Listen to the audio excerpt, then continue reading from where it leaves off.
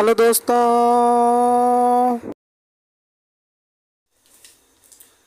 नमस्कार दोस्तों। मैं आज आप बताने वाला हूँ त्रिभुज के पढ़े में कुछ जो बहुत ही इम्पोर्टेंट है एग्जाम के पॉइंट ऑफ व्यू से, क्योंकि क्लास 10th में इस पॉइंट से यानी कि इस परिमेय से भी बहुत सारे क्वेश्चन बनते हैं जो एक्सरसाइज बेस्ड होते हैं, और इस बेस पे बिहार बोर्ड में कुछ क्वेश्चन भी आते हैं। तो आइए हम उसको डिस्कस करते हैं। एक क्वेश्चन दीजिए हम और दो परिमेय को आपको बताएंगे। इसमें हमारा पहला परिमेय ये है, पहला परिमेय दिया हुआ है, यदि किसी त्रिभुज की एक भुजा के समांतर अन्य दो भुजाओं को भिन्न भिन्न बिंदुओं पर प्रतिच्छेद करने के लिए एक रेखा खींची जाए तो अन्य दो भुजाओं को एक ही अनुपात में विभाजित करती है। तो सिद्ध करना है AD बटे BD बराबर AE बटे EC। इसके लिए हम एक फिगर ड्रॉ किए हैं। जो त्रिभुज आपको ABC दिया हुआ है और उसमें DE को BC के समांतर खींचे हैं। BC के समांतर किसको खींचे हैं? D को।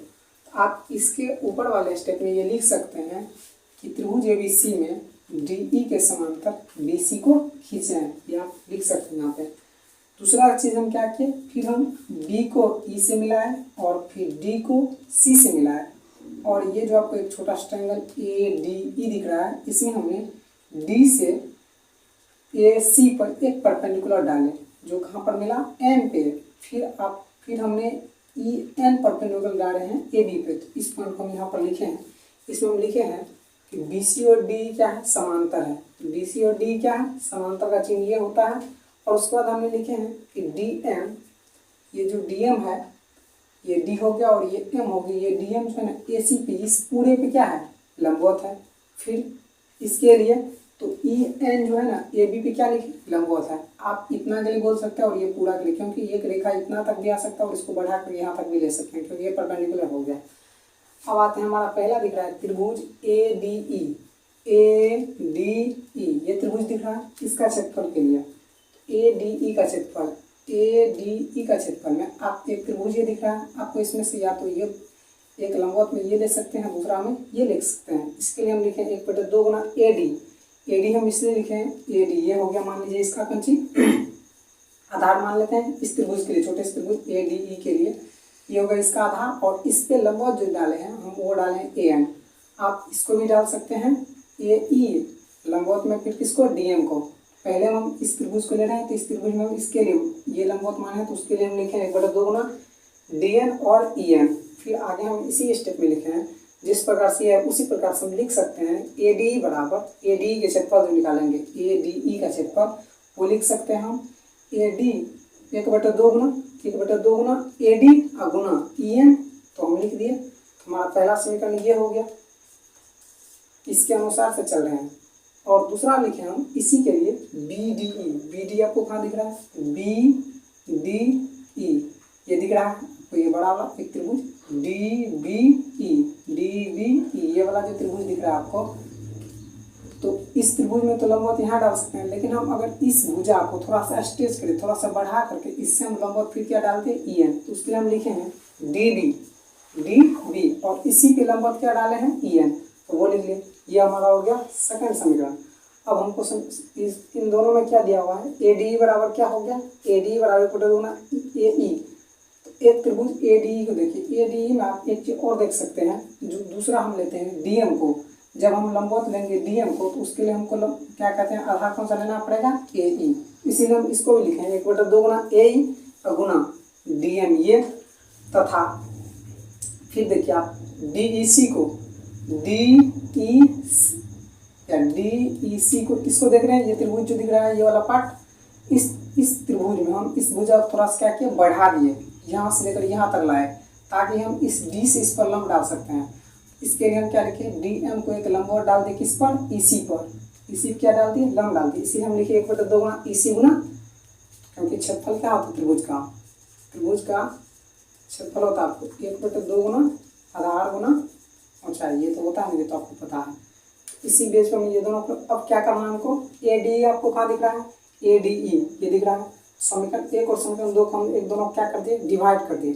समीकरण 1 भागा क्या किया? समीकरण 2। समीकरण 1 में समीकरण 2 से क्या कर दिए? भाग दिए। जैसे आप इसको भाग दीजिए, यहाँ से देखिए ये EN और ये EN क्या हो जाएगा? कट जाएगा। तो यहाँ से आपको क्या मिलेगा? और 1/2 और 1/2 भी कट जाएगा, क्या बचा आपको? AD बटा क्या मिला, बी डी। ये तो आपको यहाँ से मिल गया। अब आते हैं दूसरा में। दूसरा में फिर आप इस ट्रायंगल में देखिए, पहले हम इस ट्रायंगल को लिए, बड़ा वाला ये ट्रायंगल, और फिर हम ले रहे हैं इस ट्रायंगल को। तो इस ट्रायंगल सब चलेंगे तो ए डी ई ये वाला ट्रायंगल दिख रहा है। इसका क्षेत्रफल आपको क्या दिया हुआ, पहले जो लिखे थे तो वो लिखे थे 1/2 गुना ए ई गुना डी एम। यहाँ पे ए डी का क्षेत्रफल 1/2 गुना ए गुना डी एम। तो अब इसके अनुसार से ये वाला पॉइंट चल रहा है। तो आप देखिए 1/2 गुना ए गुना डी एम लिखे, फिर हम इस ट्रायंगल के लिए आते हैं तो यहाँ पे लिखेंगे हम इसी गुना डी एम, फिर लिखे इसी गुना डी एम। यहाँ पर 1/2 और 1/2 कैंसिल आउट हो गया, डी एम से डी एम कट गया, फिर क्या बचा यहाँ पर ए बटा ई सी। तो ये हमारा पॉइंट हो गया। तब हमको यही ना प्रूव करना था, ए डी बटा डी वी, ए डी बटे डी वी, ए डी बटे डी वी और ए बटे ई सी। तो अब हम कह सकते हैं कि इसका क्षेत्रफल और इसका क्षेत्रफल क्या होता है। जैसे आपको यहाँ पर दिखा सकते हैं, ये जो आपको मिला ये ट्रायंगल और ये वाला जो ट्रायंगल मिला, इन दोनों का एरिया क्या हो जाता है, बराबर। जिसके कारण से हम बोल सकते हैं कि ए डी बटे बी डी बराबर क्या होगा, ए ई बटे ई सी। तो चित्र के अनुसार से आपको दिख रहा है डी बी ई इसका क्षेत्रफल, और सेकंड पार्ट दिख रहा है डी ई सी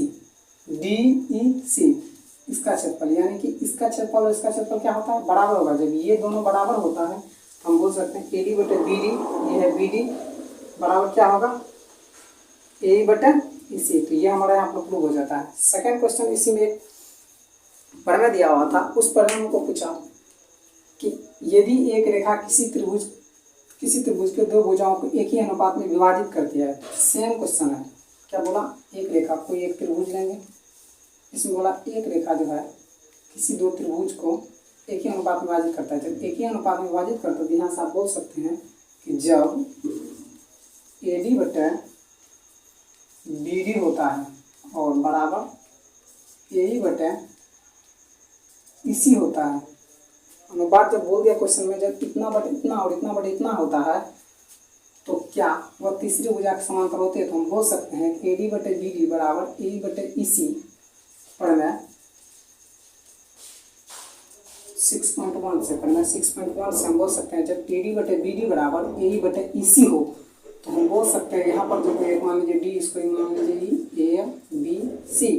जब इतना बटे इतना और इतना बटे इतना हो तो ये डी और बी सी क्या होते हैं, आपस में समांतर होते हैं। वही प्रूव करना था, सिंपल में ये था। अब एक क्वेश्चन इसमें दिया हुआ था सीआरटी में ये क्वेश्चन दिया हुआ था। क्वेश्चन में कहा था कि ये क्वेश्चन है उसका ए डी बटे ए बी बराबर ए बटे ई सी को प्रूव करना था। क्वेश्चन दिया हुआ था एनसीईआरटी में, ए डी बटे ए बी बराबर ए बटे ई सी को प्रूव करना है। तो इसके लिए प्रूव करने का सिंपल तरीका है, हम आपको बता देते हैं। इसमें हम बोलेंगे, इस चीज़ को आप छोड़ दीजिए तब तक में। तो ए डी बटे बी सी, ए डी बटे ए बी बोल रहा है, ए डी बटे ए बी और ए बटे ई सी, ये आपको प्रूव करना है। यदि आपको ये प्रूव करना है तो इसके लिए आप क्या लिखेगा, ए डी बटे, क्योंकि वो जो आप 6.1 पढ़े उसमें जब ये और ये क्या होते हैं, समांतर। इस क्वेश्चन में ये चीज़ दिया हुआ था कि डी ई और बी सी आपस में क्या है, समांतर है। ये क्वेश्चन दिया हुआ था, हम शॉर्ट में लिए। और उसमें जब ये ऐसा होता है तो आप क्या लिखते हैं, ए डी और बी डी का अनुपात, फिर ए और ई सी का अनुपात बराबर होते हैं। तो उसी प्रकार से हम लिखे ए डी बटा बी डी और फिर ए बटा ई सी। अब ये दोनों इस प्रकार से है। इन दोनों हम दोनों तरफ क्या लिखे, दोनों तरफ एक जोड़ने पर, दोनों तरफ कितना जोड़ती है, एक जोड़ती है। जब दोनों तरफ एक जोड़ते हैं तो ए डी बटे बी डी हो गया प्लस में 1, फिर ए बटे ई सी प्लस में 1। अब इन दोनों का क्या ले लिया, लघुत्तम। तो नहीं कुछ इसके नीचे हम 1 दे सकते हैं। 1 और बी डी का लघुत्तम बी डी होगा। बी डी से जब बी डी में भाग दीजिए तो एक और मिलेगा, और एक को जब ए डी से गुना कीजिएगा तो ए डी आएगा। ठीक, प्लस है तो प्लस का चिन्ह दिए। एक से जब बी डी में भाग दीजिएगा तो आपको बी डी मर्तबे में लगेगा, और बी डी को जब एक से गुना कीजिए तो बी डी आ जाएगा। ठीक, सिमिलरली इधर डी, ए ई और नहीं कुछ तो इसके नीचे 1, ए ई और 1 का एलसीएम कितना हो गया, ई सी, सॉरी ई सी और 1 का लघुत्तम कितना हो गया, ई सी। और जब ई सी से भाग दीजिए ई सी में तो एक बार मिलेगा, और एक को जब ए ई से गुना कीजिएगा तो ए आई आपको मिलेगा। फिर 1 से जब ई सी में डिवाइड कीजिएगा तो इसी बार मिलेगा, और इसी को जब 1 से गुना कीजिए तो क्या मिलेगा, इसी मिलेगा। अब देखिए ए डी और बी डी, तो ए डी ये है और बी डी ये है, तो ये दोनों मिल गया। तो क्या बन गया, ये ए बी। ऊपर में क्या लिखे, ए बी। फिर देखिए नीचे में कितना था बी डी, तो बी डी लिखते। फिर देखिए ए ई प्लस ई सी, ए ई प्लस ई सी, तो इन दोनों को जोड़ेंगे तो कितना मिलेगा ए सी, पूरा मिलेगा ना। ए ई प्लस ई सी बराबर ए सी, ए सी लिख दिए। अब क्या करते थे, इसको उलट देते हैं। क्या करते थे, हर को नीचे कर, हर जो है नीचे जो है उसको ऊपर कर देते, उलटने पर लिख देते हैं आप, उलटने। और उलटने पर क्या हो जाएगा, नीचे वाला ऊपर चला जाएगा, ऊपर वाला नीचे आ जाएगा। तो बी डी कहाँ चला गया ऊपर, और ए बी कहाँ आ गया नीचे। फिर ई सी चला गया ऊपर, फिर ए सी आ गया नीचे। जब ऐसा होता है, जब आप बोल सकते हैं बी डी बटे ए सी हो, ए बी हो सकता है, और जब ई सी बटे ए बी हो सकता है, तो सिमिलरली ए डी बटे ए डी बटे ए बी लिख सकते हैं, और ई सी बटे ए ई बटे ई सी लिख सकते हैं। तो वही लिखे हम ए डी बटे ए बी बराबर ए ई बटे ई सी, ऐसा हो सकता है। ये हमारा यहाँ तक खत्म हो जाता है। कल आपको एक चीज़ हम बताए थे, यानी कि इससे पिछले लेक्चर में हम बताए थे कि कोई त्रिभुज का समरूपता का नियम बताते हैं, और सर्वांग सम 4 टाइप से हो जाते हैं। एस एस से, एस से, ए से, एस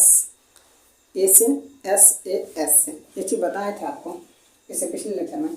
आप इससे पहले लेक्चर में आप जो क्वेश्चन दिया हुआ होगा उसमें आप क्वेश्चन किए होंगे। एनसीईआरटी में इस बीच में बहुत सारे क्वेश्चन थे। आई होप, मुझे उम्मीद है कि आप लोग किए होंगे। देखिए ये कौन और ये कौन बड़ा, ये कौन बराबर है, ये कौन और ये कौन बराबर है, फिर ये कौन और ये कौन बराबर है, इसके ये बराबर। तो ये हो गया आपको एक सर्वांग के नियम से। दूसरा हम समरूपता में बताए थे कि आप एक चीज़ में नोट कर लीजिएगा। नोट करने का चीज़ है प्रत्येक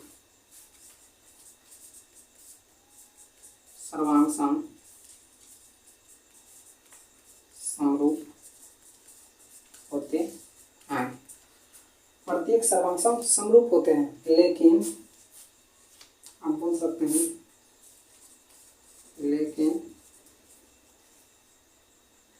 प्रत्येक समरूप सर्वांग सम नहीं होते हैं। समझ में आ गया। तो ये हो गया आज का। आज हम परिमेय 1 और परिमेय 2 को सीख किए हैं, उस पर एक क्वेश्चन भी देखे हैं दोनों के आधारित पर। अगले लेक्चर में हम परिमेय 6.3 और 6.4 को देखेंगे। तो आज के लिए दोस्तों इतना ही, मिलते हैं फिर अगले लेक्चर में। तब तक के लिए जय हिंद।